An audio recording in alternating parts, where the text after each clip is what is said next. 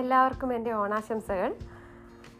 ഇന്ന് ഞാൻ വന്നിരിക്കുന്നത് പൂവടയുടെ റെസിപ്പിയുമായിട്ടാണ്. പൂവടയും പിന്നെ ഇലയടയും ഉണ്ടാക്കുന്നുണ്ട്. ഓണത്തിന് തൃക്കാക്കരയപ്പനെ നിവേദിക്കാൻ വേണ്ടി കേരളത്തിൻ്റെ ചില ഭാഗങ്ങളിൽ പൂവട ഉണ്ടാക്കാറുണ്ട്. അതെങ്ങനെയാണെന്ന് നമുക്ക് നോക്കാം. അതിനുശേഷം ഞാൻ പിന്നെ ഇലയട ഉണ്ടാക്കുന്നതും കൂടി കാണിക്കുന്നുണ്ട്. അതിനുവേണ്ടി ഞാനിവിടെ ഒരു ബൗളിൽ 1 കപ്പ് അരിപ്പൊടി, നൈസായിട്ടുള്ള പൊടിയാണ് എടുത്തിരിക്കുന്നത്. നമ്മുടെ ഇടിയപ്പം പിന്നെ നമ്മുടെ പത്തിരിയൊക്കെ ഉണ്ടാക്കാൻ ഉപയോഗിക്കുന്ന നൈസായിട്ടുള്ള പൊടിയാണ് ഇവിടെ ഉപയോഗിച്ചിരിക്കുന്നത്. പൂവട ഉണ്ടാക്കാൻ സാധാരണ ഉണക്കലരിയാണ് ഉപയോഗിക്കുന്നത്.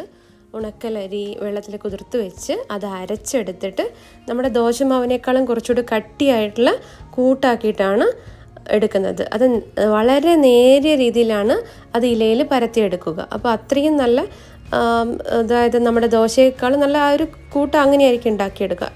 അപ്പോൾ ഈ പൊടി വെച്ചിട്ട് നമ്മൾ ചൂടുവെള്ളത്തിൽ ഇതേപോലെ മിക്സ് ചെയ്തെടുക്കും. ഇതിനായി ഞാൻ 1 ഗ്ലാസ് ചൂടുവെള്ളം ഒഴിച്ചു കൊടുത്തിട്ടുണ്ട്. 1 ഗ്ലാസ് കൂടി ചൂടുവെള്ളം ഞാനിതിൽ ഒഴിക്കും. അപ്പോഴാണിത് അതിൻ്റെ അളവ് ആ ഒരു പാകത്തിൽ നമുക്ക് കിട്ടുക.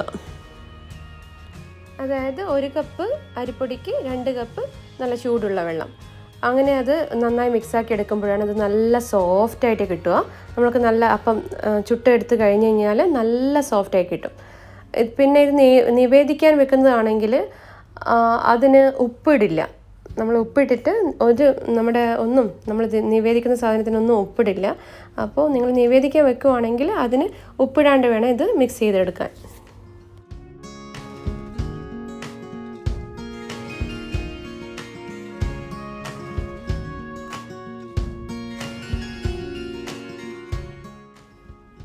ഇത് നന്നായി മിക്സ് ചെയ്ത് നന്നായിട്ട് കിട്ടിയിട്ടുണ്ട്. ഈ ഒരു പരുവത്തിൽ മതി. ഇതിൽ വെള്ളമായി കഴിഞ്ഞ് കഴിഞ്ഞാൽ അത് ഇലയിൽ നിന്ന് ഒഴുകിപ്പോവും. പിന്നെ ഇതിലും കട്ടിയിലാണെങ്കിൽ അത് അടയുണ്ടാക്കിയാൽ നല്ല ടേസ്റ്റ് നമുക്ക് കിട്ടില്ല. ഈ ഒരു പാകത്തിന് വേണം നമ്മൾ ഉണ്ടാക്കിയെടുക്കാൻ മാവ്. കണ്ടോ, സ്പൂണിൽ ഇങ്ങനെ കോരിയെടുക്കുമ്പോൾ അത് നമ്മൾക്ക് കോരിയെടുത്താൽ അത് അവിടെ വീഴുന്നൊരു പാകത്തിലായിരിക്കണം. ഇനി ഇതിനായിട്ട് നമുക്ക് തേങ്ങ എടുക്കാം. ഇതിനായി ഞാൻ ഒരു തേങ്ങ മുഴുവനായി ചിരകി എടുത്തിട്ടുണ്ട്. ഇനി ഇതിനുള്ള ഇലയാണ് തയ്യാറാക്കിയെടുക്കുന്നത്. അത് നന്നായി ഒന്ന് നമുക്ക് വാട്ടിയെടുക്കാം. ഇല വാട്ടിയില്ല എങ്കിൽ അത് പൊട്ടിപ്പോകാൻ സാധ്യതയുണ്ട്. അപ്പോൾ ഞാൻ ഇല കഴുകി അത് ഒന്ന് വാട്ടിയെടുക്കുവാണ്. അതിനുശേഷം ഇലയുടെ മുകളിൽ നിന്ന് വേണം താഴോട്ടേക്ക് കട്ട് ചെയ്തെടുക്കാൻ വേണ്ടിയിട്ട്. കട്ട് ചെയ്ത് ഇതേപോലെ ചെറിയ പീസാക്കി വയ്ക്കാം. ഇലയട ഉണ്ടാക്കാനുള്ള, നമ്മുടെ പൂവട ഉണ്ടാക്കാനുള്ള പാകത്തിന് നമുക്ക് കട്ട് ചെയ്തിട്ട് തുടച്ച് വൃത്തിയാക്കി വയ്ക്കാം. നിങ്ങൾ കേരളത്തിൻ്റെ പുറത്ത്, ഇന്ത്യക്ക് പുറത്തൊക്കെ ഉള്ളവരാണെങ്കിൽ ഇലയ്ക്ക് പകരം നിങ്ങൾ അലൂമിനിയം ഫോയിൽ ഉപയോഗിക്കാം. പക്ഷേ ഇല ഇപ്പോൾ ഈ ഒരു സീസണിൽ എന്തായാലും അവൈലബിൾ ആയിരിക്കുമല്ലോ മിക്ക സ്ഥലങ്ങളിലും. ഓണ സീസണൊക്കെ ആകുമ്പോഴും മിക്ക സ്ഥലങ്ങളിലും ഇല അവൈലബിൾ ആയിരിക്കും. അപ്പോൾ അത് വാങ്ങിയിട്ട് ഇലയിൽ തന്നെ പൂവട ഉണ്ടാക്കുവാണെങ്കിൽ അത് ഇലയിൽ തന്നെ ഉണ്ടാക്കാൻ ശ്രമിക്കുക. അപ്പോഴാണ് ആ ഇലയുടെ സ്മെല്ലോട് കൂടി ഉണ്ടാക്കുമ്പോൾ മാത്രമാണ് ആ പൂവടയ്ക്ക് നല്ലൊരു ടേസ്റ്റ് ഉണ്ടാവുന്നത്. ഇനി ഇതുപോലെ മാവ് കോരി വെച്ച് നേർത്തതായിട്ട് പരത്തിയെടുക്കാം.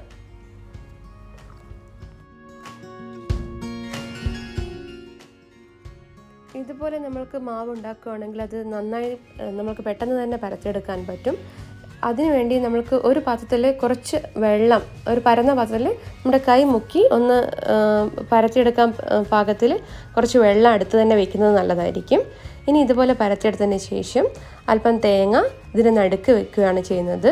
ഇതിൽ പഞ്ചസാരയൊന്നും ഞാൻ ഇടുന്നില്ല. ഇതുപോലെ തേങ്ങ മാത്രം വെച്ചിട്ടാണ് പൂവട നിവേദിക്കാനുള്ള പൂവട ഉണ്ടാക്കുന്നത്. ഇതുപോലെ വെച്ച് എല്ലാ ഭാഗങ്ങളിലും ഒന്ന് അമർത്തി കൊടുത്ത് സൈഡിൽ നിങ്ങൾക്ക് വേണമെങ്കിൽ ചെറുതായി ഒന്ന് മടക്കി കൊടുക്കാം. ഇത് ചട്ടിയിലാണ് ചുട്ടെടുക്കുന്നത്. ഈ പൂവടയുടെ പ്രത്യേകത എന്ന് വെച്ച് കഴിഞ്ഞാൽ നമ്മൾ ബാക്കി ഇലയുടെ ഉണ്ടാക്കുന്നത് പോലെ അത് ആവിയിൽ വെച്ച് വേവിക്കുകയല്ല ചെയ്യുക, ചട്ടിയിൽ ചുട്ടെടുക്കുകയാണ് ചെയ്യുക. ചട്ടി ഇല്ല എങ്കിൽ നിങ്ങൾക്ക് നോൺ സ്റ്റിക്ക് പാന് അടുപ്പത്ത് വെച്ച് അത് ചൂടാകുമ്പോൾ അതിൻ്റെ അകത്ത് വെച്ച് ചുട്ടെടുത്താൽ മതി.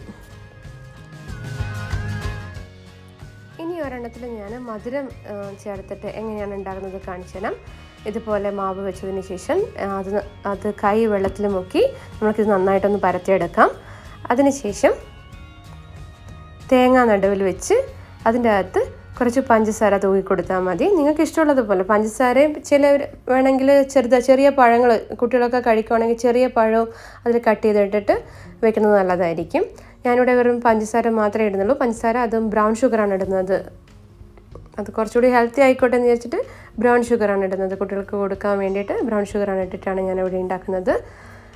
ഇതേപോലെ പരച്ചെടുത്തതിന് ശേഷം അത് നടുക്ക് തേങ്ങ വെച്ച് ഉണ്ടാക്കിയെടുക്കാം.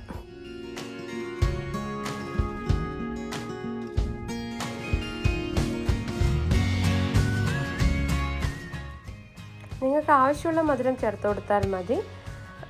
അതിനുശേഷം ഇത് ഇല മടക്കി ഒന്ന് കൈകൊണ്ട് ജസ്റ്റ് ഒന്ന് പ്രസ് ചെയ്ത് സൈഡൊന്ന് ഒട്ടിച്ചാൽ മാത്രം മതി. ഒരുപാട് അത് സീൽ ചെയ്യേണ്ട ആവശ്യമൊന്നുമില്ല, ഒന്നും ഒഴുകി പോകത്തൊന്നുമില്ല. ഇത് നമ്മൾ ചുട്ടെടുക്കുകയാണല്ലോ ചെയ്യുന്നത് പ്രത്യേകിച്ചും.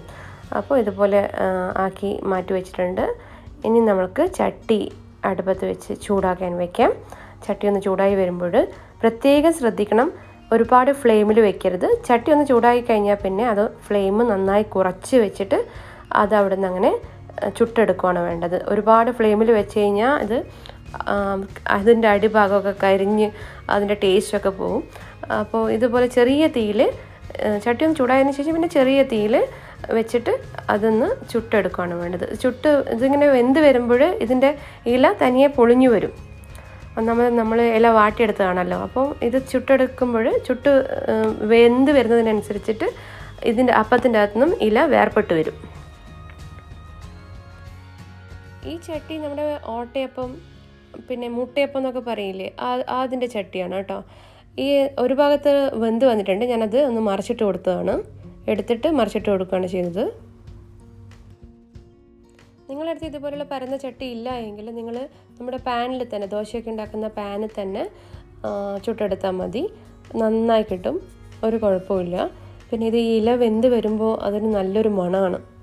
ഇല ഒന്ന് ചൂടായി വരുമ്പോൾ നല്ലൊരു മണമാണ്. ചട്ടിയില്ല എങ്കിൽ ഇതേപോലെ ദോശ പാനിൽ വെച്ചിട്ട് ചുട്ടെടുത്താൽ മതി. ഇനി നമ്മുടെ ഇലയടയാണ് കാണിക്കാൻ പോകുന്നത്. ഇലയട എങ്ങനെ നമ്മുടെ ടേസ്റ്റി ആയിട്ടുള്ള ഇലയട എങ്ങനെ ഉണ്ടാക്കുമെന്ന് നോക്കാം. ഇനി ഒരു പാത്രത്തിൽ നമുക്ക് വെല്ലം, നമ്മുടെ ജാഗ്രി എടുത്തിട്ട് മെൽറ്റ് ചെയ്യാൻ വേണ്ടി വെക്കാം, ഉരുകാൻ വേണ്ടി വയ്ക്കാം. ഇവിടെ ഞാൻ 1 kg എടുത്തിട്ടുണ്ട് കേട്ടോ. ഞാൻ അത്രയും അധികമൊന്നും ഉപയോഗിക്കത്തില്ല. 1/2 കപ്പ് ജാഗ്രിയാണ് ഞാൻ എടുത്തത്. അത് നന്നായി അരിച്ച് ഒരു 1/2 കപ്പ് ജാഗ്രി ഞാനിത് വേറൊരു പാത്രത്തിലേക്ക് ഇവിടെ ഒഴിച്ചു വെച്ചിട്ടുണ്ട്. ഇനി ഇതിലേക്ക് 1 കപ്പ് തേങ്ങ എടുക്കാം. ഞാൻ ഈ തേങ്ങേൻ്റെ കൂടെ തന്നെ കുറച്ച് അവിലും കൂടി ചേർക്കുന്നുണ്ട്. 1 പിടി അവിലും കൂടി ഇതിൽ ചേർക്കുന്നുണ്ട്. അതായത് തേങ്ങ അവിലും കൂടി ആകുമ്പോഴാണ് അതിനൊരു ടേസ്റ്റ് എനിക്ക് ഫീൽ ചെയ്യുന്നത്. നിങ്ങൾക്ക് വേണമെങ്കിൽ അവിൽ ഉപയോഗിക്കാം, ഇല്ല എങ്കിൽ മുഴുവൻ തേങ്ങ മാത്രം ഉപയോഗിച്ചാൽ മതി. ഇത് നന്നായി മിക്സാക്കിയതിന് ശേഷം ഇതിൽ ഒരു നേന്ത്രപ്പഴമാണ് ഞാൻ ചേർക്കുന്നത്. നേന്ത്രപ്പഴം ചെറുതായി അരിഞ്ഞ് ഇതിനകത്തേക്ക് ഇട്ട് കൊടുക്കും. ഈ പഴവും അവിലും തേങ്ങയും ഈ വെള്ളം കൂടി ഒന്ന് വിളയിച്ചെടുത്തിട്ടാകുമ്പോൾ അതിൻ്റെ നല്ലൊരു സ്മെല്ലാണ് കേട്ടോ. ഇതിലേക്ക് 1 സ്പൂൺ നെയ്യ് ഒഴിക്കും. പിന്നെ കുറച്ച് നമ്മുടെ കാടമം, ഏലക്കാപ്പൊടി കൂടി ചേർക്കും. നിങ്ങൾക്ക് വേണമെങ്കിൽ ചെറിയ ജീരകം ഉണ്ടല്ലോ അത് ചേർക്കാം. പിന്നെ ചുക്കുപൊടി ചേർക്കാം. അപ്പോൾ അതൊക്കെ അതിൻ്റെ ഫ്ലേവർ കുറച്ചുകൂടി കൂട്ടുന്നൊരു സംഭവമാണ് കേട്ടോ. അതിൻ്റെ ഒരു സ്മെല്ല് നമ്മൾക്ക് അടേൻ്റെ അകത്ത് ഫില്ല് ചെയ്യാനൊന്നും വെക്കേണ്ട ആവശ്യമില്ല. അല്ലാതെ തന്നെ നമുക്കിത് കോരി കഴിക്കാൻ പറ്റും. അത്രയധികം ഒരു നല്ല സ്മെല്ലാണിത്, നല്ല ടേസ്റ്റിയാണ്.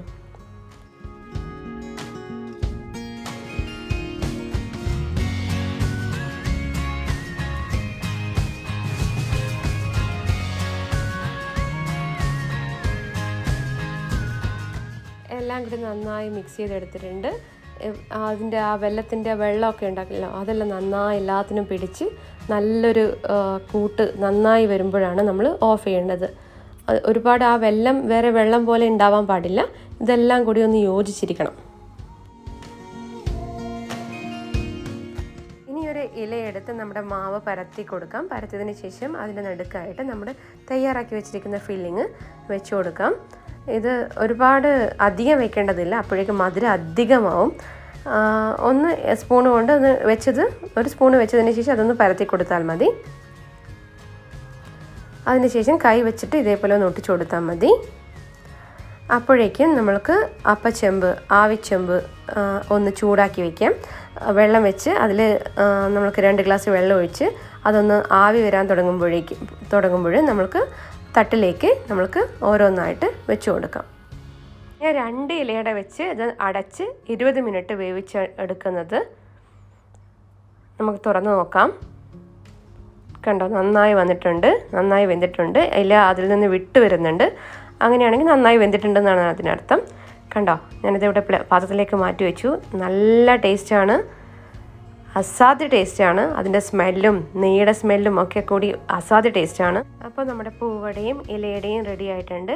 പൂവട നല്ലൊരു ടേസ്റ്റാണ്. അത് ചട്ടിയിൽ ചുട്ടെടുക്കുന്നതിൻ്റെ ആ ഇലയുടെ മണവും തേങ്ങയൊക്കെ ചേർന്ന് നല്ലൊരു ടേസ്റ്റാണ്. എല്ലാവർക്കും ഇഷ്ടപ്പെട്ടിട്ടുണ്ടാവുമെന്ന് കരുതുന്നു. എല്ലാവരും സബ്സ്ക്രൈബ് ചെയ്യാൻ മറക്കരുത്. അപ്പോൾ എല്ലാവരും ഉണ്ടാക്കി നോക്കണം, എന്നിട്ട് കമൻറ്റ് അറിയിക്കണം. സബ്സ്ക്രൈബ് ചെയ്യാനും ഷെയർ ചെയ്യാനും ലൈക്ക് ചെയ്യാനും മറക്കരുത്. അപ്പോൾ നെക്സ്റ്റ് വീഡിയോയിൽ കാണാം. അതുവരേക്കും ബൈ.